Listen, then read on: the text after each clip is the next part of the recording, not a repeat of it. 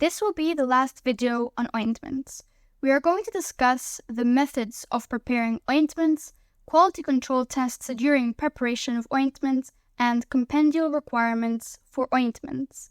And I'll try as much as possible not to make this overwhelming for you. Before we get into today's video, we need to understand what makes a well-made ointment. It goes without saying that our ointment should have a viscous, semi-solid consistency. It is not a viscous liquid. It should be easily spread on the skin and should be washed off with warm water. It must be smooth and free from grittiness, or else we risk injuring the consumer or patient when they apply the ointment to their skin. This diagram is a side-by-side comparison between a gritty ointment and a smooth ointment. And if we were to zoom in, this is what a gritty ointment looks like. See, we can see the visible particles, and this can injure our patients, and therefore we want to avoid this.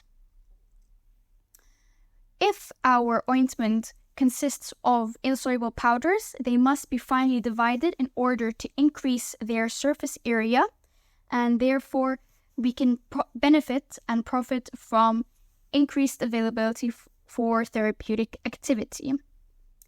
There's also something called the water number, and it's very important that we know this. The water number is the maximum amount of water that can be incorporated into 100 grams of an ointment base or fat at 20 degrees Celsius without phase separation happening. And it is advised that any water that we include into our ointment base be present in quantities 10 to 15% less than indicated by the water number. Okay, when we come to prepare our ointment, we can do it in one of two ways, depending primarily on the nature of ingredients. Is that to say that the method I will use to prepare my ointment depends on the ingredients I will incorporate into it?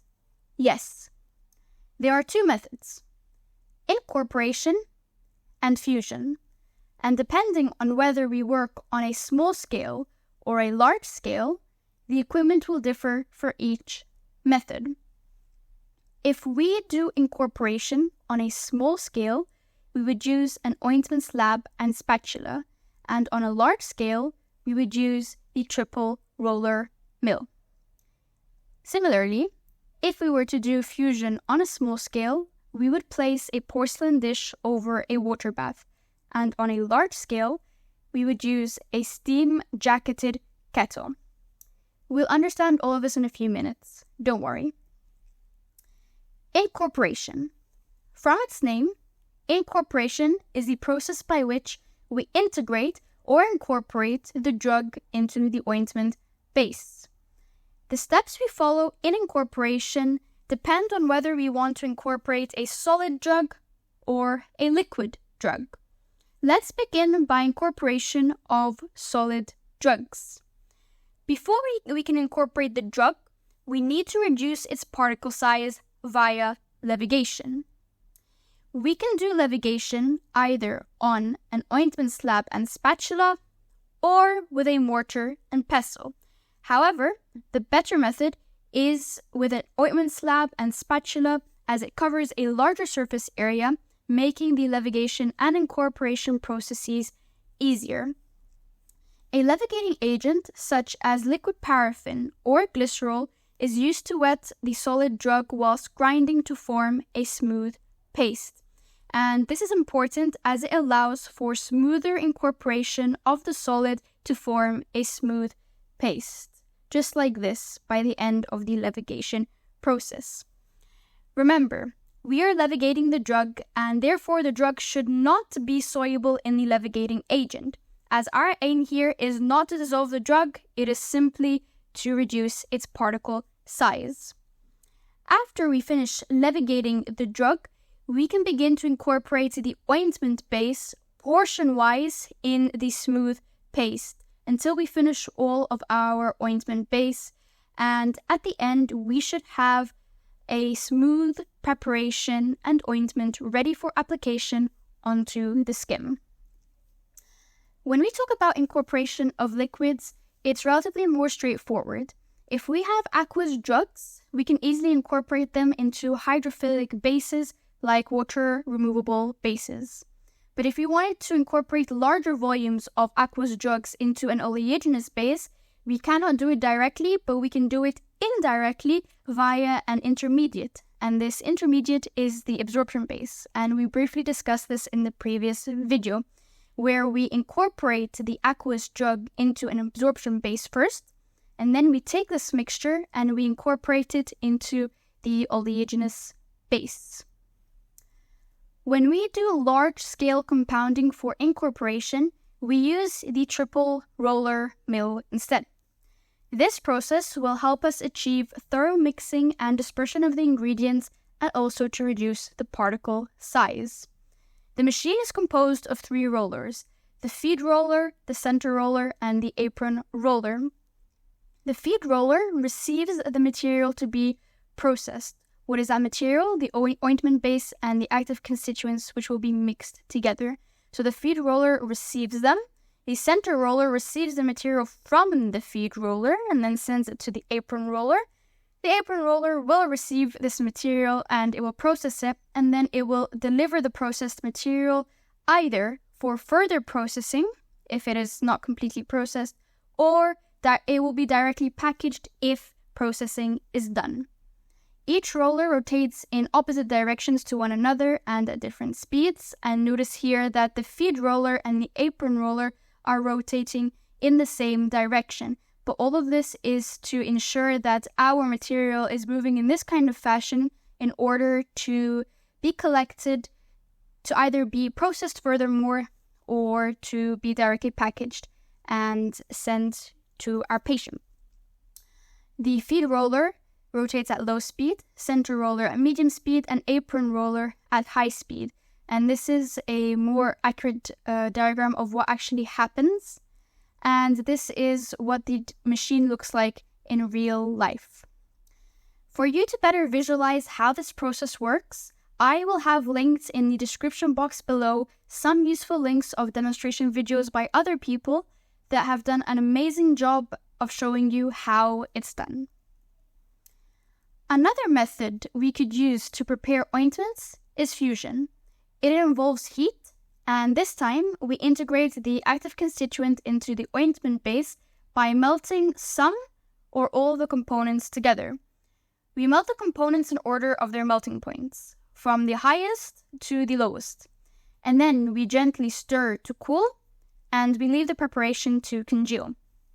If any of the components are heat labile or volatile, they are added last when the temperature of the mixture is low enough not to cause their decomposition or volatilization. We do large-scale compounding for fusion using steam-jacketed kettles instead. All we need to know here is that the steam indirectly heats the contents of the kettle inside, and by doing so, it allows for uniform heating and efficient mixing and melting. We said that the nature of the ingredients determines which method of preparation we will use to prepare our ointments. We use incorporation when the ointment base is soft, but mainly when the drugs are insoluble in the base, and also when liquids are present in small amounts. We use fusion when the components have a very high melting point, when they are heat-stable components, and we establish that any heat labile or volatile components are added at the end when the temperature is low. And we can also use it for solid ointment bases like beeswax, most emulsion absorption bases, and high molecular weight PEGs. And again, this is just to clarify that depending on whether we work small scale or large scale, our equipment will be different for each method. Now that we've finished talking about how to prepare ointments, what kind of quality control tests can we do to ensure that our product is ready to be sold and applied to potential consumers and patients? First, we need to stir during melting and cooling to ensure a homogeneous ointment. If we don't stir during melting, there will be uneven distribution of heat, and if we don't stir during cooling, there will be uneven cooling. We also need to avoid vigorous stirring as it causes excess aeration. Excess aeration is when there are air bubbles in the preparation.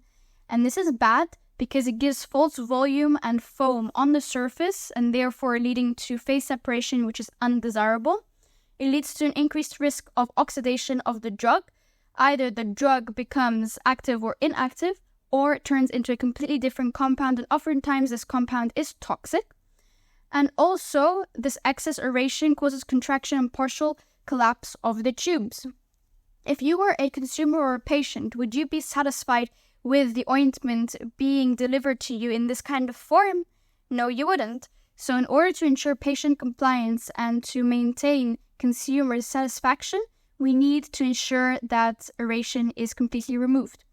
And last, if aeration is in excess, the color of the drug changes, indicating instability of the preparation. When we work, we should ensure that all of the equipment is of similar temperature to prevent phase separation.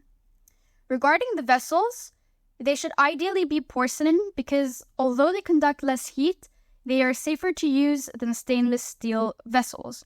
The problem with stainless steel vessels is that some drugs in the ointment can react with it, resulting in oxidation, rancidity, or formation of toxic compounds, which again is undesirable.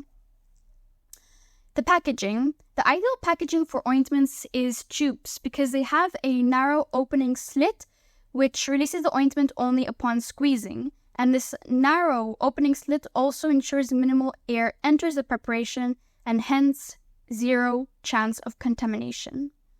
However, we can also place our ointment in wide-mouthed jars. It is widely used, however, it's not recommended because lots of air can enter the preparation, exposing the drug to oxidation. And also when we take the ointment with our hands from the jar, from inside the jar, we are exposing our ointment to contamination. Products prepared by fusion must first be cooled before packaging into tubes and jars, otherwise they separate on standing. We need to ensure that our ointment is stable and does not bleed, does not change its consistency on prolonged storage, does not undergo oxidation, and does not undergo hydrolysis. Let's understand each one of these stability problems in detail, beginning with bleeding.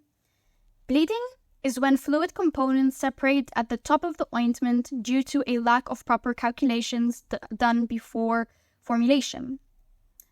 Second, change in consistency on prolonged storage. Our ointment should have and maintain a semi-solid consistency. However, if not stored under the right conditions, its consistency can change into a liquid or a solid. If it changes to a liquid, it is most likely because no preservative was added when it was required, and also upon excess incorporation of liquid drug. The consistency can also change from semi-solid to solid when there is an excess water evaporation, deeming our preparation tough and therefore turning into solid. To prevent changes in consistency, we need to store the ointment at room temperature and away from excess heat. If we have an ointment base liable to oxidation, like lards, we need to add antioxidants, otherwise it will produce an offensive odor. And if we have an active constituent which is easily hydrolyzed, then we need to incorporate it into some part of the ointment which is not aqueous, like an anhydrous base. Finally, we don't have to add preservatives to anhydrous ointments as the medium is unsuitable for microbial growth, but hydrous ointments are the perfect medium for microbial growth, in which case we do need to add a preservative. We found that parabens have harmful effects in the long run, so they aren't used as much anymore.